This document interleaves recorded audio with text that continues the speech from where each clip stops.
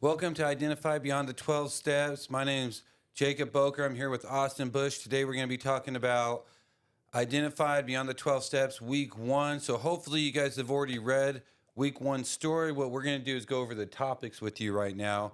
And I think just going over the topics and using our own experience will help you identify how it relates more in your own life, because sometimes we could read stuff, but how does it identify in real life to us? And I know Austin's been through some recovery. I've been through some recovery. We all struggled, and we're not here because we're perfect and we already figured it out. We're actually still figuring out some things, and we're still trying to figure out what our identity is after recovery. So let's talk about that. Let's talk about some of the topic questions, Austin. If you want to read them, read a couple of them, then let's talk about it. Read a couple of them, then let's talk about it if it's all right with you. All right, sounds good, man. So the outline of Liam's recovery journey, the immediate steps, seek professional help is a big one, and what this might look like. It might look like an addiction counselor, a therapist that specializes in addiction, and this could provide individuals, even like the group therapy sessions, to address underlying issues and develop coping mechanisms. So one thing I also want to mention on top of that, there's also coaches. So sometimes there's recovery coaches or mental health coaches. After my addiction and my recovery, I actually went back and took some classes, and I got certified as a mental health coach. But a lot of the mental health also includes recovery because it's almost goes hand in hand. So depending what you have access to and what you think would be the best, like at the lowest level is more a coach, and sometimes it's good to start with a coach because they could refer you to a counselor, a therapist, or even a doctor, because that's what the coach does is they help you where you're at, and they're more readily available for you because, like I said, it's the lowest level. And sometimes you try to find a therapist and they're 6 weeks out, or you Yeah. try to find a doctor and they're months out. You try to find a recovery house or program and there's a backlist or whatever. So sometimes just get tapped into where you can. A lot of times you could talk to, maybe a coach, but if not that, maybe you could start with the pastor or even somebody in your recovery group. And that's vital, because especially those that have been trained, like even at that lowest level, they have that training that can address some of that underlining issues. Yes, So they're really keen on those things that could help you out. that's good. All right, what's some more? Where are we at in the topics? What else? Still seeking professional help, medical professionals, like Yes, an actual doctor, that can actually monitor your physical health as well. They can address some existing health complications from the drinking or from the drug use. yes. And we're not just talking, I know for this example, in this chapter, we're talking about drinking, but we're also talking about drug use or any other habits that we may have that we're trying to break and find a new identity in.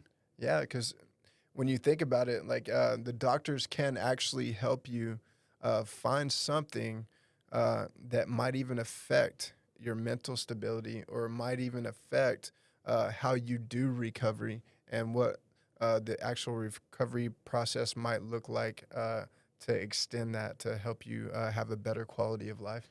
That's good. That's really good. And I know sometimes if you've been drinking so much for so long that it's not good just to go cold turkey and just quit, because some people can die or there could be other health complications. So maybe Absolutely. talking to a health professional and saying, hey, I do have this problem. But hopefully we're getting to the point where you guys are going to some groups. You're getting in the mindset to where you want to quit. And you could always ask God too, like, God, how do you want me to do this? Absolutely. But also getting, professional medical help. Yeah. Sometimes God will point you to that. So, Yeah. Yeah. I'm a firm believer. yeah. Go to the Lord. Uh, And even if you do go to a doctor first or a therapist, still come to the Lord and ask God, like, Absolutely. hey, God, how can I do this better? Or am I doing it correct? Am I doing it how you want me to do it, God? Yeah. That's good. Yep. Um, the Yeah, next part of the topic is how Liam connected with Sarah, the that's good. significant other, the one who he was doing life with. Um, and what this looked like is open communication and Mm, shared commitment to recovery and how vital that is, how crucial it is. accountability. Yeah. Yeah. Yeah. Another part uh, to think about this, explore couples counseling. Yeah, that's good because I think a lot of times they've been with you and maybe they were a part of your addiction. You guys shared the addiction, so maybe you guys could recover Yeah. together, but maybe they didn't. So they stuck with you this whole time while you were an addict or when you were going through your addiction, but now you want to go try to do your recovery alone. That's not fair to them because if they walk along with you, they're going to understand what you're going through more and they've stayed with you this whole time. So it's fair to bring them along with you through the recovery too. It's not good just to let the person go through the bad part but not get to experience the good parts with you. Absolutely. And you see this all too often, especially in the recovery process. Uh, One spouse feels left out, or Yeah. they grieve the fun times that they used to have, like the part, or just really not being able to have that person that can explain the process to the one who's there for support or there that to recover with. Yeah, the clarity, the Yeah, clarification and understanding is huge. yeah, yeah. Even and that brings us kind of to the next part, support groups. Oh, We got AA, some peer support groups, some fellowships that offer the guidance and others in recovery. A big one that we know is Celebrate Recovery, yeah. and they're a faith-based 12-step program. And Yeah, maybe because you guys are going through our program, maybe you didn't start here. Maybe you started with AA, or maybe AA or Celebrate Recovery will be a good fit for you too. The more you could get into community, the better you are. Yes, we are creating this for another resource and another opportunity for recovery, but we have nothing wrong with the AA. I mean, AA has been good and it's been around for a long time. Same with Celebrate Recovery. So those are great resources. Also, support groups, recovery groups. Maybe your church has a recovery group. I know our church here has a recovery group and it's independent from AA and Celebrate Recovery. So, anything that's really just getting you in community because it's hard to heal alone. And it also brings accountability, it also brings support, and it also lets you talk about maybe what you've been hiding for a long time. It's hard to heal what you hide. yeah, that's very true. And they have the biblical principles that go along with it. And, encourage that faith base, encourage that community, and like you said, I mean, you hit it right on the head. You can't hide what you need to be healed from. Yeah, it's hard to heal what you hide. So, Yeah. all right, what else? Where are we next on this So, topics for the week? so faith-based resources. We just talked about the support group, like Celebrate Recovery, but um, when we're talking about faith-based resources, we're talking about spiritual counseling Mm, that's and good. talking to a pastor, a priest, or some kind of religious leader. It can provide that spiritual guidance that we need. Yeah, it could also just be an elder or somebody else who's gone to your church who's been through the same thing that you've been to, or maybe struggling with the same thing that you're struggling with and looking for support too. And if you could find this community to walk through it together, or if they're at your church and the pastor's really busy, but there's already a couple people that have it on their heart and have been and struggle with that, those are great people to help you also. So just keep that in mind. Absolutely. Another big faith-based resource is prayer. Ooh. I mean, he's got unlimited resources, right? And don't look at it as like, oh, that's the least I could do. Actually, sometimes that's the most you could do is pray about it. Pray for yourself. Have others pray for you. Once again, don't hide it because it's hard to heal what you hide. And if you haven't done so, prayer should be your first thing that you go to, especially when you're dealing with the faith-based resource. God should be the first person that you go through. He did put men and women of God that can help you with that. That, like you're talking about the elders, like you're talking about the pastors. He definitely put them, and they've walked this spiritual journey a little bit longer than you have. But if they're good, they're gonna tell you to go to God first, and then they'll walk you through it too. And a lot of people who have been through recovery, it's on their heart to help you. And I know the 12th step of the 12 steps is to go out and help other people. So anybody who's been through a program, one of their hearts is to go help other people struggling just like them. So keep that in mind. It doesn't necessarily have to be a pastor, a priest, elder. It could just be somebody else in the church or the community that really wants to help you. And to tell you the truth, we are faith based, but to tell you the truth, it could just be another person who's made it in life, and maybe their spirituality is different than yours, or maybe they don't have the faith that you have, or maybe they struggle with religion, but they really want to help you. That's not a bad resource either. Absolutely, absolutely. Um, All right, moving on to the topics. Let's do it. they got Bible study. Bible Yeah, studies, yeah. those are good. That also helps fill your time. If you guys think about it, what would you do? Is you go to a bar on a, Wednesday night or Thursday night or maybe every night or Friday night to try to find a Bible study or even just a church service to go to on those nights to fill your time is a great opportunity. And sometimes they say like if you can't find a nice person, be a nice person or whatever. It's like the same thing. Like maybe there's not as many groups in the area that you're coming with. Take these resources that we're creating and open up your home or start it even at a local coffee shop or whatever else. Take these resources and start sharing it with other people. You could play these videos on your computer. You could play them on your phone. So you don't even need like a big projector screen or a huge room. You could go to a coffee shop and meet with 4 or 5 other people that are going through the same thing, and you could start the group. Absolutely. And even like when you get in those like small groups in that study, like you're really diving into it, studying the Bible, you get insight, you get inspiration, Ooh. you get all these tools that you can really put into practice, and it's a good discussion too. Yeah, Like and absolutely. It helps you grow and it helps others grow at the same time. And sometimes just being in that community of other people who are like-minded and want to be, do the same things that you're, looking for or whatever. So Bible studies are great. and that community. That's the next That one. community is amazing. And it's talking about you can have that sense of belonging, like because when you get clean, you kind of feel out of place, like and so having that kind of like that family environment or somebody who gets you is Yeah. so huge in the recovery process. The transition is one of the hardest things. It's like, this is who I was and this is what I've done for so long. Now I'm not doing it. Now there's a void. Now there's an emptiness. So let's fill it. Let's Yeah, fill it with something good. Let's fill it with something new. yeah. And the next topic that we're talking about is that lifestyle change, right? That's good. So when the lifestyle changes, and you're just talking about filling the void. Well, we got to find the triggers, identify the triggers, recognizing situations that led you to the cravings, and Mm, developing strategies to avoid.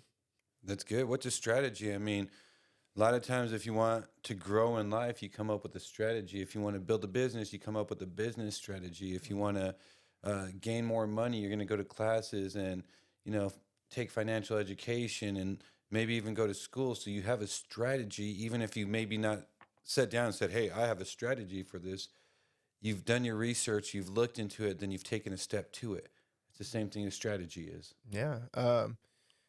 When I think about that, I think about like making plays. Like when, because me, I used to play sports, so we'd go to the chalkboard Yeah. or we'd go to the whiteboard and a bunch of X's and O's and arrows and so like if you identify the opposing force, Yes. then you can put things together and other key players and different movements. Like and so you identify the hazards, identify the triggers, Yeah. and then you make a play that's going to succeed or it has the opportunity to succeed. Well, that's a good point because, like, even a coach would look at you as you're playing ball or look at the other team too, right? Mhm. And say, they keep doing this and we keep running into this pattern or the same thing over and over. So let's switch it up. Let's change it up. Let's come up with a strategy to do something different. And Absolutely. that's what we want you guys to start thinking in your recovery is let's come up with a game plan that we could change these things. If something keeps triggering us and keeps putting us back in the same situation that we were, can we do something different? Because a lot of times it is a pattern. So if we could just recognize that and try something different, we have a better chance of succeeding. And that's a segue into the next part. We had a certain type of habit, something that we did habitually. Mm, Now we got to develop new hobbies, new you know, hobbies, yes. because that will definitely be one of the key strategies in creating that new habit. But filling time previously spent doing whatever you were doing, drinking in this case, but Yes. but yeah, just and filling it with something healthy. So a way to think about it is you can't remove something without replacing it, or there's going to be the feeling of emptiness. Like That if you have a vacuum. bottle of water and you pour it all out, and you set down that bottle, now it's empty. But Mhm. what can we refill that with? So instead of picking up a bottle and drinking, or doing drugs, or smoking weed, or doing crack cocaine or whatever it was, what can we replace that with to be healthier, but also help our families be healthier, our minds be healthier, everything else. So we don't want to just remove something without replacing it. Yeah, and the next one is talking about exercise.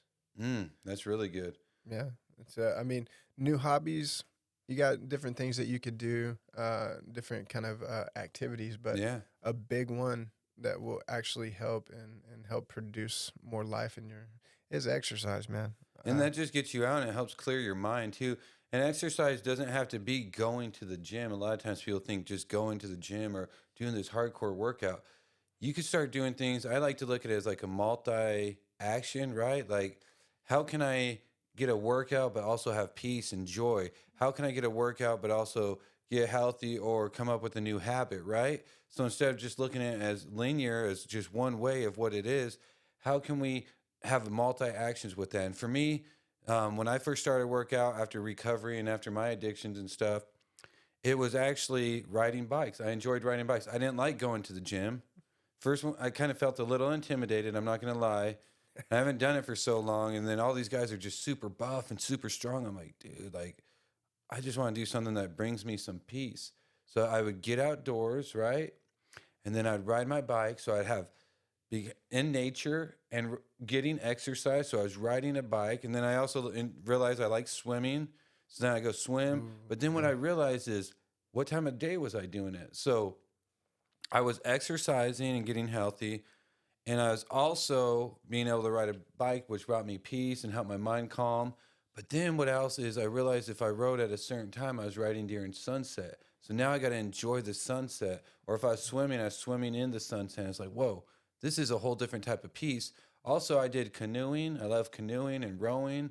And I'd go down in the lakes downtown Austin or wherever you guys are at. So there's a lot of opportunities outside of just going to the gym. But exercise is a great way. yeah. Absolutely. And here it says it helps with your self esteem. Ooh, You start to look better. You start to feel better. you get more confidence. Yeah, Yeah, it's a stress reliever. that's Like good. a lot of people, if you're like me, I used to drink and do drugs just to relieve the stress that I was dealing with Mm, day to day. And now, like you can go exercise and blow off some steam. wow. And then not only that, the benefits you feel better, you look Yeah. better. Yeah. So it builds your confidence. It Hmm. helps you feel better. It's healthy. It gives you a new hobby and it keeps you in shape. And, a lot of times when we're on drugs or alcohol, a lot of times we're not worried about our mind, our body, or our health. And we want to look as a whole person, as a whole, like not just, oh, I quit drinking, so now I'm good. And you can replace that with, let's say, I quit drinking or drugs, and now I drink a whole bunch of coffee. Well, drinking a whole bunch of coffee isn't going to be healthy for you. Or maybe you eat a whole bunch of food now where you used to didn't eat because you used to binge on drugs for weeks and weeks. But now eating a whole bunch isn't really that healthy for you. So it's finding the balance, the life balance, but also the whole balance of your mind, your body, your soul, your spirit, and just Yeah. combining all of it. How can you become healthy overall? Not just one aspect. Not I quit drinking, so I'm good. But Yeah. like I quit drinking and now I'm not going to replace that with another bad habit. I'm going to replace it with something good. Yeah. Healthy eating, diet Mm. does so much for your mental, um, and it does so much. Even if you want to exercise, like you could do a lot better when you put good stuff in. And even like with your stress management, man. Yeah. Practicing like relaxation things, like meditation. Yeah, meditation, Yeah. prayer, just Uh, different things like that are huge for you because a lot of times, we spent so much time, if we want to think about it or not, like meditating on drinking. So if you're an alcoholic, and we've all been there before, right? I yeah. mean, not all of us, but most of us who are watching this video, we've been there. What do you think about it? Maybe you're even a working alcoholic. When you're going to work, all you can think about is at 5 o'clock, right? Yeah. When does the clock get done? When am I out? Sometimes if you're in construction, you're just thinking about when can I start drinking? Is it noon yet? Yeah. Because you could drink on the job or whatever else you're doing. So that habit, we meditate so much on that. can we meditate on something better, like God's word or healthy eating or exercising or a new hobby or a new habit? And that's what we want to start doing is changing our mind and switching it from what was bad and negative to something that's good and positive. And we have additional resources. I'm just gonna read some of these, Yeah, yeah, and please, please. so we got uh, SAMHSA. Uh, it's a national helpline, so it's 1-800-662-HELP, which is 4357. But And these will be in the resources too if you guys yeah, need to find them. National Institute of Alcohol Abuse and Alcoholism. They have the website underneath there. You got AA, the Alcoholics Anonymous. You got Celebrate Recovery, and the websites are right there. But we have to remember that recovery is a journey. It's not a destination, Yeah, that's really you know. good. And there will be setbacks, but with support and commitment and faith, look at Liam. He can rebuild his life and find lasting sobriety. Yeah, that's a good point. And don't ever feel embarrassed that or ashamed that you're asking for help or you call one of those numbers because to tell you the truth, it's really it's not strength for you to try to not ask for help or not do something. It actually takes more strength, which means you're being strong when you actually reach out for help, when you call somebody, when you say, I can't do this alone. Because for so long we tried to do it alone. And if we could do it alone, we would already be healed. We'd already be good. But That's we right. are in these classes. We are coming in a community, and we need to figure out a way better than what we've known. So just keep that in mind. If we already knew better ways, we'd probably do them. But it's not a weakness to ask for help. Yeah, and actually, when we recognize that weakness, and we got this community that's behind us, we got these resources, man. They're gonna open their arms and they're gonna provide that encouragement, that strength, and that hope that you don't have right then and there. And That's good. it's like with the church, it's like a hospital. Mm, It's for people that need some help. And if you're good, you can still lend that helping hand to people. Like if you're hearing this right now, and you're okay, be that help. Get out of yeah, your comfort help zone, somebody and else. and if you see somebody that's kind of timid, you know, maybe they don't have that strength to come out and say it, but you see the struggle.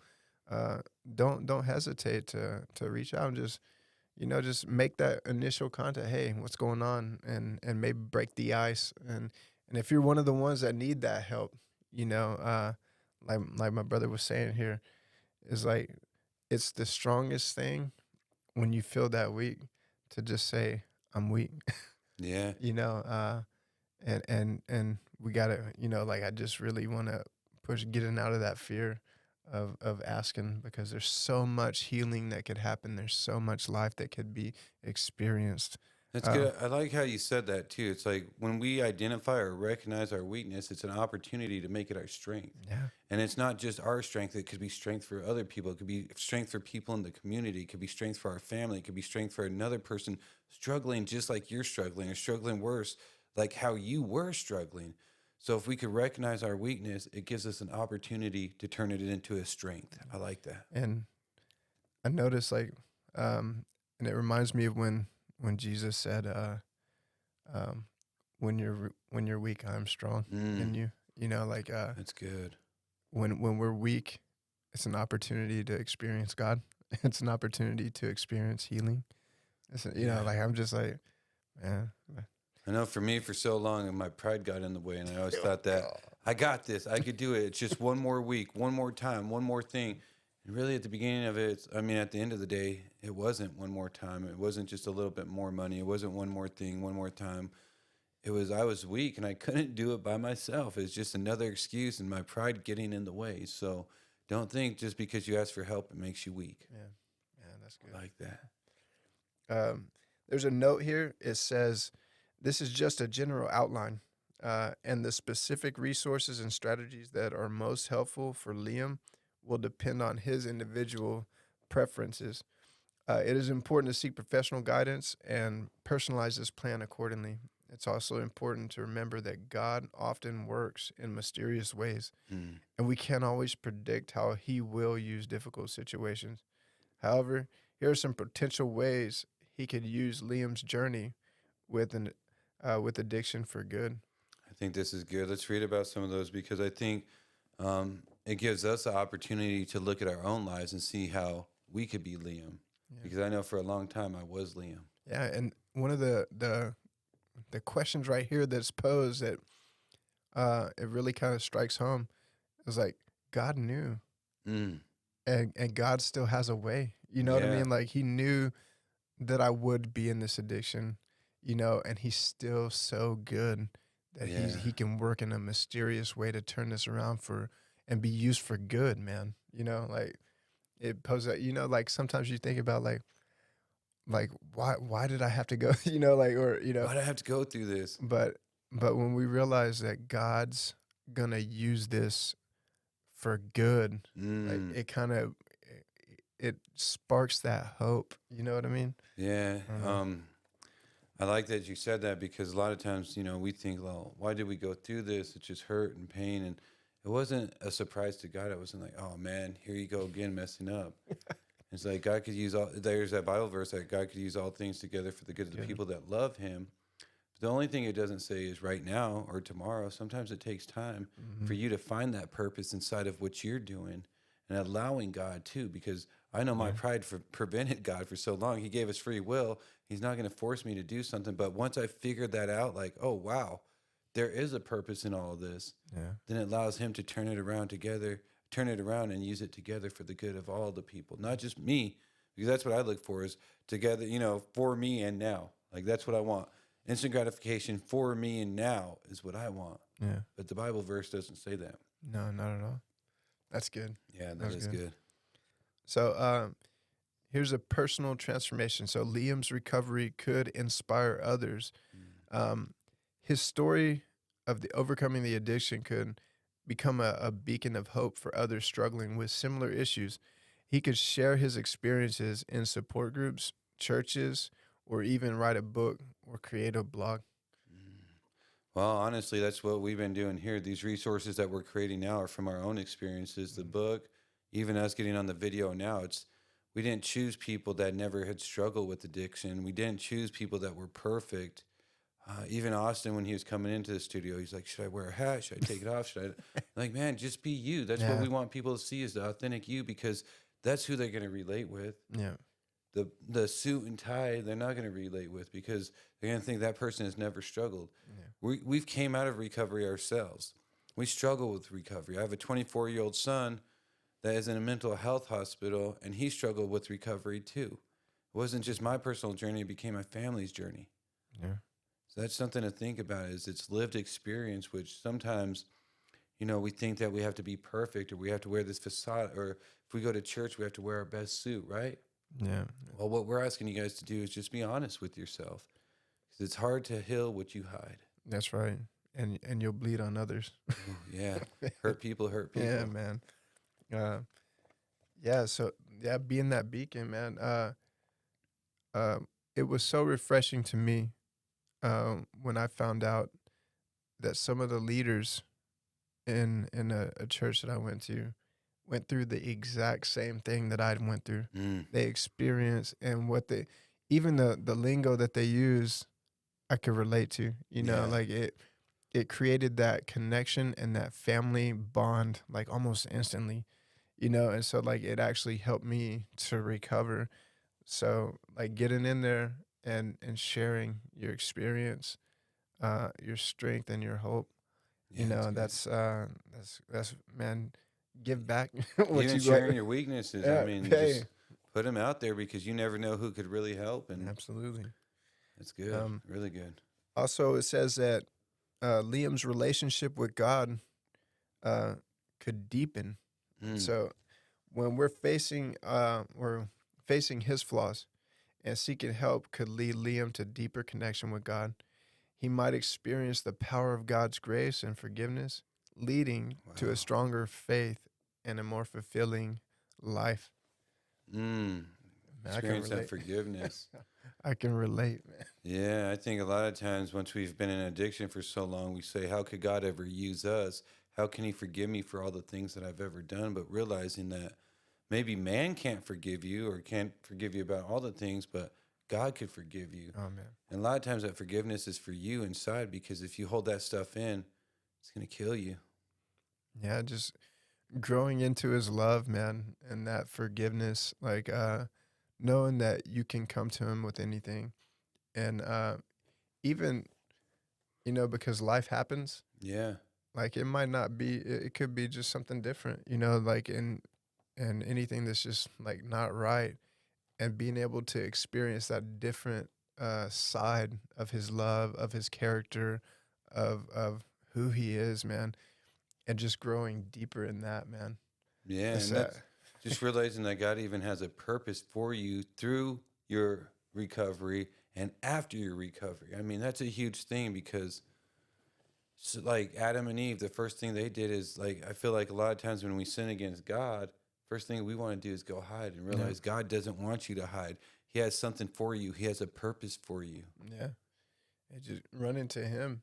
Run into him. Don't hide from It him. said from faith to faith, from Yeah. glory to glory. Mm. When we actually do run to him and we experience that growth, or we experience that forgiveness, and we see him, that manifestation, or like that him revealing more of who he is, whether it Yeah. be through his word, through another person, or whatever the situation, wherever you just had that moment with him and you experienced him and his love and his forgiveness, that glory, and going from glory to glory, Glory.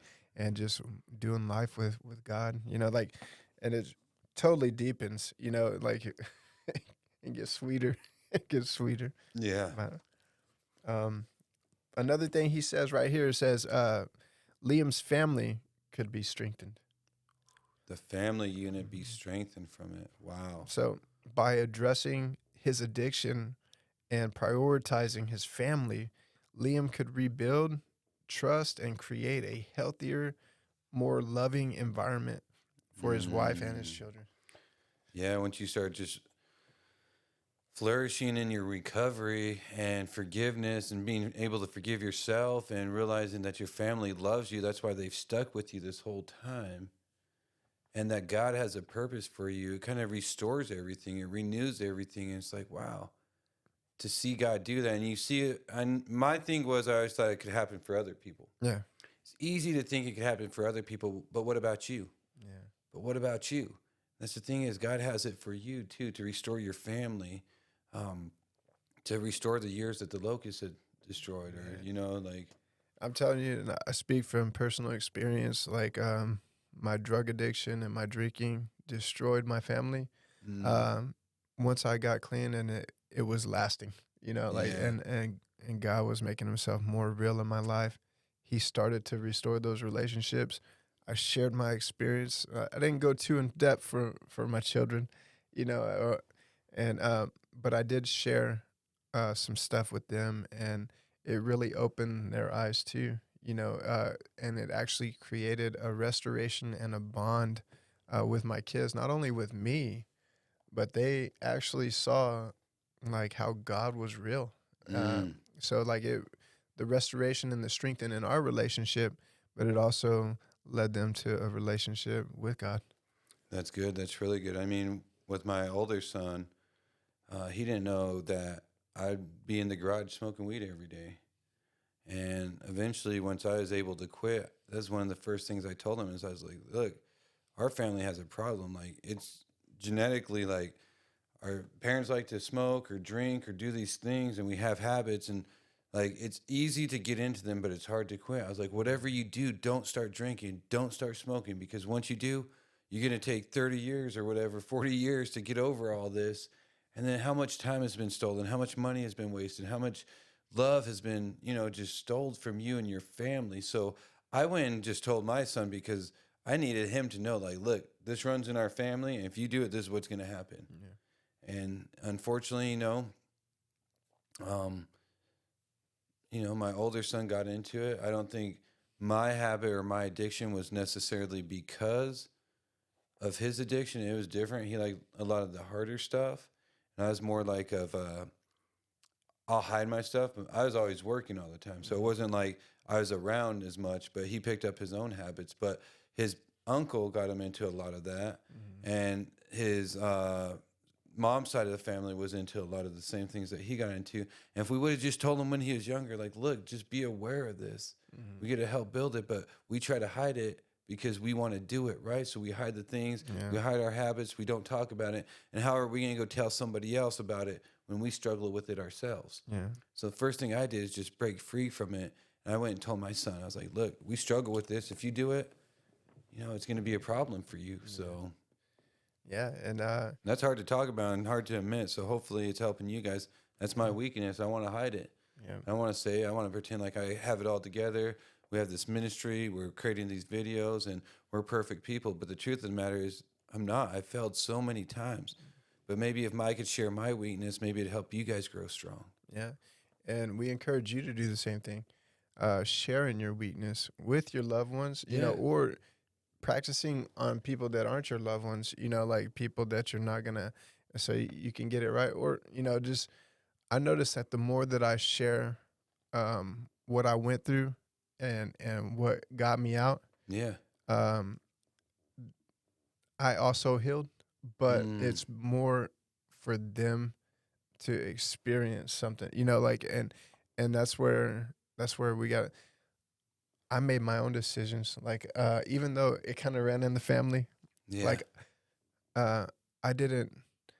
I had my own life. I made my own decision. I ran with my crowd at school. I did my thing. Like, and Hmm. I had, like, some people we just got to learn the hard way.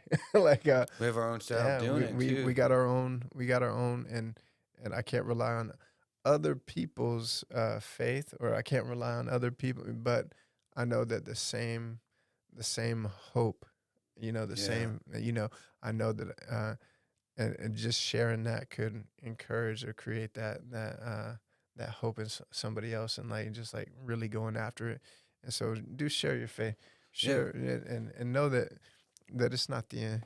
Yeah, that's good. And it's not only just building up your family, it could also help build up other people's family that hear the message. Yeah. So just think about that. It could help rebuild your family, definitely, but it could also help rebuild other people's family. Yeah, and just like you're talking about in the community. So, like, Mm. Liam could become an advocate for addiction recovery. Share his Yeah, testimony, share his story, share his experience. yeah, get that platform where you have that, and it becomes about awareness of the addiction, uh, and being an advocate to help. Like, a lot of people, like, we see these signs, like these billboards, and we see these ads on YouTube and different things. You know what I mean? Like, we Yeah. see all this stuff, and it's glorifying, like, alcohol. It's Mm. glorifying, the party scene, but they don't have a billboard with puke all over your shirt. Yeah. They Or don't your have, family being destroyed or you going yeah, and they getting don't, a yeah, divorce. they don't see a broken home. You don't Mm. see that on the commercials and all that stuff. Yeah, one of the saddest billboards I've seen lately is it says fentanyl kills. If you don't believe me, ask my mom, and it has a picture of this young man, and Man. it's just And but bringing the awareness, you know, yes. bringing the awareness, and a lot of people, they don't know it could happen to their family. They don't know that it's in their family already. Well, it's always everybody else until it happens to you. Yeah. That's how it always is. And even bringing that awareness and having that platform, it says right here that Liam could mentor others in recovery. Mm. So, That's one of the biggest things, and that's part of finding your purpose too. And that's what we really want you guys to find is your purpose in the addiction, your purpose in the pain, because there is a purpose through it all. It's like you didn't just go through this chaotic thing. It wasn't like one day God's like, "Oh, what are they doing here?" It's like, man, if you survived it, you need to start talking about it. You need to help other people because you survived it, and people need that. People need to hear that. They need to know that there is a light at the end of the tunnel. That there is a bridge to that they could walk over. That somebody has done it, and you could be the encouragement to them. yep. And it says right here, Liam could break the stigma surrounding Ooh, addiction by openly discussing his own challenges and journey in recovery. Liam wow, could help dismantle the stigma often associated with addiction and encourage others to seek help without shame. wow. I think that's one of the biggest things. I mentioned at the beginning that I am a certified mental health coach, and one of the reasons I became that is because I want to break a lot of that stigma that has to do with mental health. Because right now, it doesn't matter where you go, let's say you tell the church or you tell your anybody that you're dealing with mental health, they look at you and kind of like shun you down a little bit. It's like, what? Like, let's Mm. talk about it because mental health in the broad spectrum, it's like a lot of things. In the small spectrum, what everybody narrows it down to is a crazy person talking to themselves on the street or somebody in a mental health hospital. But the truth of the matter is, mental health could be depression, anxiety, stress, loneliness, things like that. And really, a lot of times, your addiction isn't really the problem, it's your solution because something is deep rooted down inside. And that's what we really need to get to is what is that deep root of it. And a lot of times it is anxiety, depression, stress, loneliness, sadness, something that that you're just covering up with the addiction. So if we start trying to talk about it and advocate, it lets other people know that it's all right to talk about it. And maybe when we start talking about it, maybe it could start breaking the stigma and let other people know, look, it's all right to talk about it. It's all right to have some mental health. It's all right to be an addict, but how can we help you get better? Because it's not all right to let you just keep doing the same thing over and over and over and not trying to get you help or not trying to help people. Yeah, the actual drug or drink is a physical way to escape, Mm, a physical way to find relief, a physical way to fix something that's going on. And God made us uh, spirit, soul, and body. yeah. And soul, that's your mind, your will, your emotion. Like when stuff is not right there, you know, Mm, but but we shy away from having the mental issue to get help. Like no, I'm still okay. I just drink. Like no, like literally get to the root. like yeah, like let's get to the root and of it. that's where when I read Dismantle just now, I was just like, wow, just disassembling all that junk, all that the lies that we believed, Yeah. all the stigma, all what everybody's told you, like everything that people have tried to associate degradation or shame or some kind of guilt or some kind of negative thing attached to that, you know, let's disassemble that because with this story with Liam right here, like what it produced, Mm, the end state, people see something so beautiful, yeah. right? But they don't see Liam before. But whenever he shares and he says everything that he went through, all the help that he went through, and all these counselors, all these elders or whatever kind of spiritual guidance and all that stuff too. When he experiences how he got to the root and he fixed the mental and he fixed what was Mm, really going on, he can actually dismantle that and help people so that they can figure it out sooner, so that mm. they can get to the root quicker and maybe even stop something else that's going on too. Yeah, that's really good. That's really good. Yeah, man. Um, there's some unexpected opportunities right here, and so Liam's talents and gifts could be used in new ways. So through his journey of recovery, Liam may discover many new passions and strengths Mm. that he can use to serve others and contribute to community in other ways. Well, a lot of times when you're an addict, you're going to use your strengths or your gifts or your talents to help your addiction, to help you get whatever you need in that addiction. But what if you took that same passion and you used it somewhere else? What if you used the same gifts and talents and used them somewhere else And the compared to, same drive. yeah, the same drive? Because I know a lot of addicts that they'll almost do anything to get that alcohol, to get the, especially hard drugs. They'll do Yeah. anything. I'm talking anything to get those drugs. But what if you took that same passion and you would do anything to help somebody else that's struggling with it? You take that same passion and do anything it took to help your family. Take that same passion and, do whatever it took to make sure you're successful at work, you're successful in life, or you're healthy, or took that same passion and just even worked out or kept your mind healthy or kept your body healthy. Like, Man, yeah. Like a lot of people get creative. Like they have creative ways of mm, thinking woo. when it comes to doing something to get some money, and as we were speaking this, I remember like the image of me counting pennies uh, Mm, to go get a six pack. like the Yeah. cheapest six pack that they had, and I was like, now, like, I was counting pennies to serve self, like to be Yeah. selfish with it, but counting pennies to give back, or having those creative ideas and that drive to go instead of serve me, go serve somebody else or volunteer or like, but that passion and that drive, wow, man, That's something else. That is yeah, definitely something else. Use those gifts in another right. direction. So Liam's experience could lead him into a new career path. Yeah. So maybe his struggles led him to pursue a career in addiction counseling, social work, advocacy, or allowing him to help others facing similar challenges. Maybe even just going back to school and getting a job that he could always get, but before he didn't want to get it because he couldn't pass the drug test. Or he can't sustain for 8 hours a day in a real job. It's like, but social workers, advocacy, all that too is like, how much can you do? And really, it all goes hand in hand because even if you got that better job at that place where you couldn't get hired before because now you're sober or you can't pass that drug test, a lot of times you're going to go talk to people in that community, in that environment, at that new job and be like, dude, this and that, and tell them about your sobriety, tell them about what you've overcome, because when you overcome something like addiction, Yeah. that's not a small thing. That's something we all should celebrate. That's something that we should all celebrate together because that is a huge, huge, huge thing. That's not a Absolutely. small step. That's not like, oh, I got sober, that's it. No, you got sober, and that deserves some applause. So Yeah. definitely. And you don't know who, because that opens up that new sphere of influence. mm, So, like, you can use that as a platform.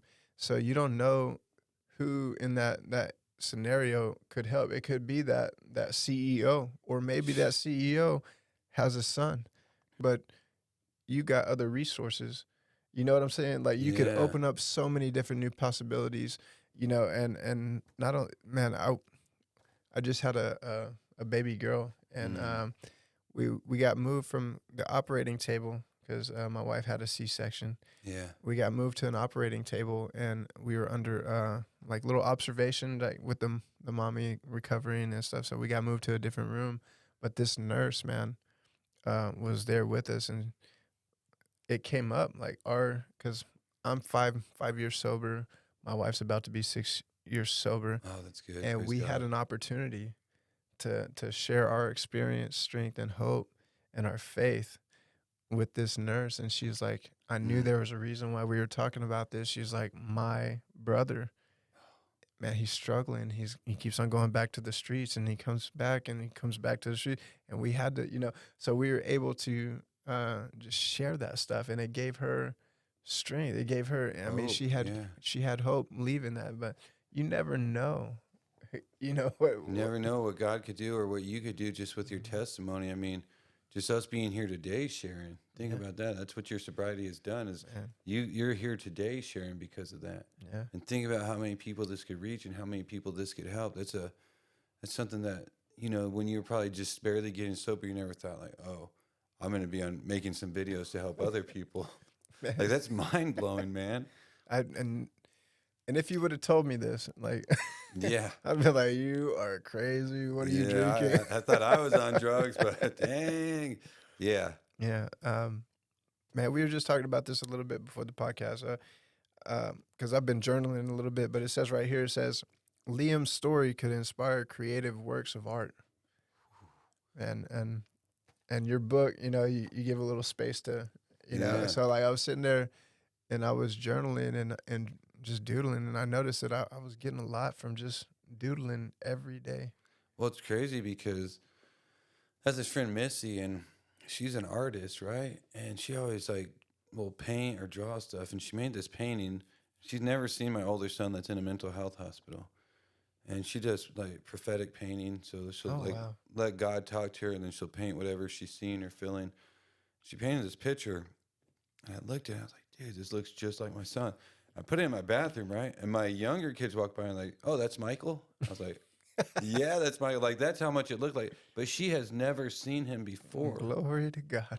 And it's just like, boom, like using those gifts or talents or those arts, or you never know what creative thing, even making these videos or creating a podcast or talking about, recovery. Like we never know what God could use or do through it. Yeah, poems, fictional stories, Yes. artwork, uh, anything that will actually help resonate that hope that it offers to other people and that inspiration. Like and And our whole thing is just to try to help you guys get healthy.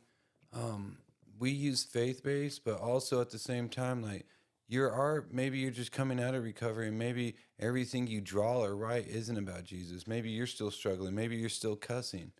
But that's okay because you know what? Maybe you're going to reach somebody that we can never reach. Maybe people that would never relate with us will relate with you. And that's all right too. We're perfectly fine with that. But what we want you to do is just explore your gifts, your talents, what you could do, how you could help people, your purpose. Because that's what it's all about is finding your purpose through recovery. yeah, and it says right here, it says, remember, God often works through the cracks and the brokenness of our lives to create something beautiful. Mm. It says, while Liam's journey with addiction is currently difficult, it has the potential to bring about positive change and blessings for himself, his family, and the wider community. It's important to Liam to focus on his recovery and trust that God is working in his life even when he can't see the bigger picture. I hope this gives you some hope and some ideas.